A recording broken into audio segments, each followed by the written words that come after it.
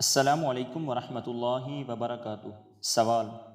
قرض دی ہوئی رقم پر قربانی کا حکم کیا فرماتے ہیں علماء دین و مفتیان شرع متین اس مسئلے کے بارے میں کہ کسی کے پاس 1 لاکھ روپے تھے، رمضان المبارک میں اس نے وہ کسی کو بطور قرض دیے اور طے یہ پایا کہ قرض خواہ محرم الحرام میں واپس کرے گا۔ اب قربانی کے ایام قریب ہیں اور اس کے پاس کوئی اور مال نہیں ہے اور اپنی رقم ان دنوں میں نہیں مل سکتی، کیا اس پر قربانی کرنا لازم ہے یا نہیں؟ جواب: اس پر لازم ہے کہ قرض لینے والے سے اتنی رقم کا مطالبہ کرے جس سے قربانی ہو سکے، جبکہ اس کا گمان غالب ہو کہ وہ دے دے گا، اور اگر کوئی صورت نہ بنے تو اس کو ایام قربانی میں وہ رقم مل سکتی ہے، اور نہ ہی اس کے پاس کوئی اور مال ہے جس سے جانور خرید سکے تو اس پر قربانی واجب نہیں۔ اس صورت میں اس پر قرض لے کر قربانی کرنا لازم نہیں، اور نہ ہی قرض ملنے کے بعد قربانی کے جانور کی قیمت صدقہ کرنا لازم ہے۔ فتاوی بزازیہ میں ہے: صاحب نصاب کا کسی ایسے شخص پر قرض فوری ہے جس کا وہ اقرار کرتا ہے اور اس کے پاس کوئی ایسی شے نہیں ہے